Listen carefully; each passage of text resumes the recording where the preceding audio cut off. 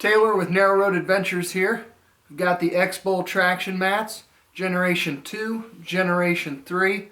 Let's see if it's any better. Let's bust into it.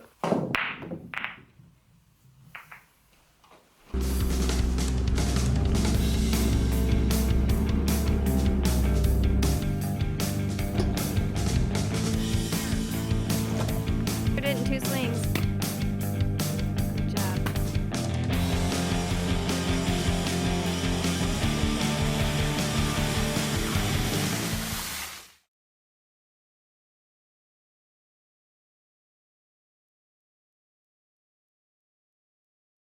So first off, you'll notice some of the key indicators of the third generation over the second is right in the center of the mat you'll see the X. So the X-Bowl X there in the middle, and then on the leading edge you'll see the, I guess you could say, horns for the bowl.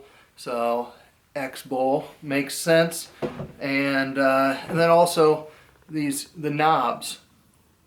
The tread knobs are a little different. They've got a little more reinforcement, a little more rounded to them.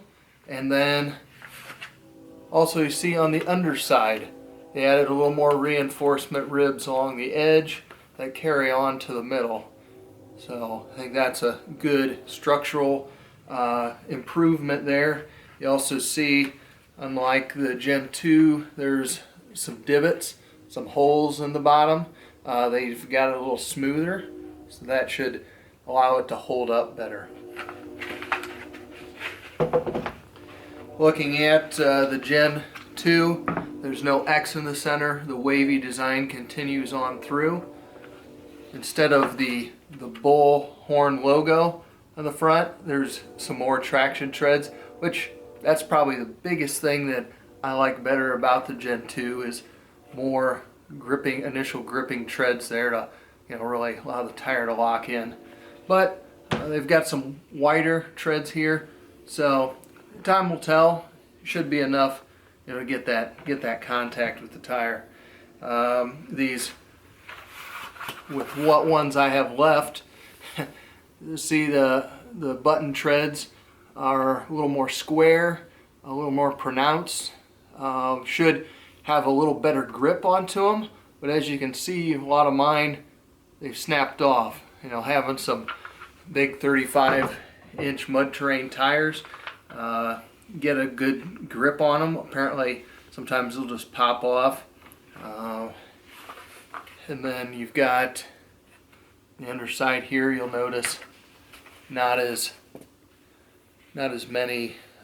much reinforcements on the sides here or in the center, and you'll notice where all the tread nubs are, a little bit of indentations there.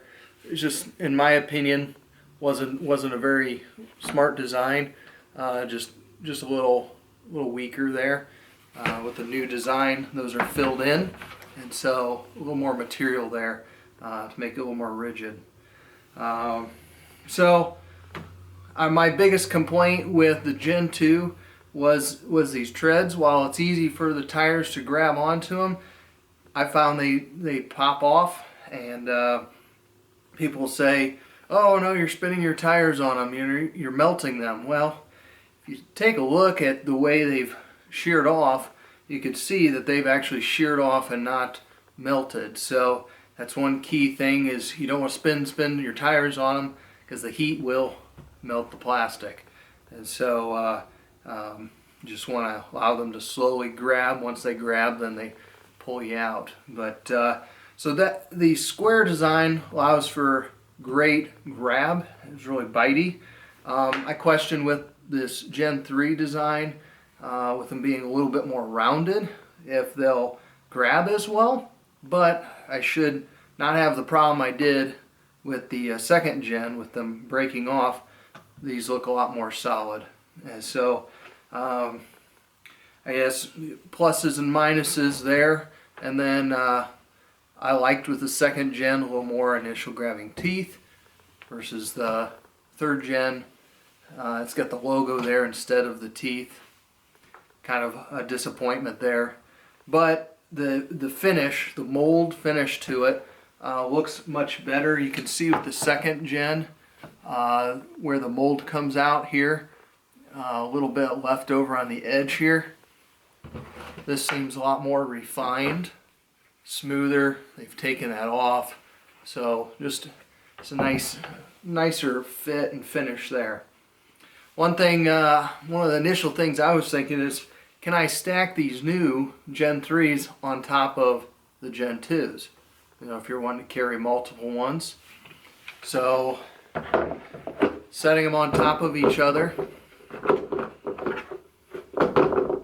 they don't really stack. I stacked both 3rd gen on top of each other, next to both 2nd gen on top of each other, and they stack just as tightly as the 2nd gen. Looks to be a good value for compared to a lot of the others where you might spend $300 for a set of Max Tracks, $50 to maybe $80 for X-Bull, and so you could really, you know, get six pairs of these for the price of one Max Tracks. That's a lot to a lot of replacements in there that should get you by a lot for a while. If you're going away for a year on the road and you're planning to kind of live this full time, well, it might make sense to get that expensive Max Tracks. But if you're like me and you get out several times a year and you're out for, you know, for a weekend or for a week or two, I think these Gen 3 Max Track or X-Bull mats should do just fine. And I'm sure you noticed that on this Gen 2 that I've replaced some of the treads with these bolts. So I've had, you know, a few that popped off. So I drilled out the center of the hole and then ran a bolt through the bottom, nut on top. You could actually do it the other way. Might even be a little better. Have the other end sticking through. But you just don't want them sticking up too far that you could pop your tire. You certainly don't want to spin your tires on these because that could chunk out your tire. So, of course, no tire spin on the traction mats. Also, the X-Bull traction mats come with this nice case. You'll find some other sellers that you can get the mats without the case. That's just fine. You can usually get a better deal without it. But if you're just strapping them on top of your vehicle, probably not much use there. But I found it to be nice for if we take my wife's vehicle somewhere and we don't have them mounted to the rack, that we can just slide them in this case.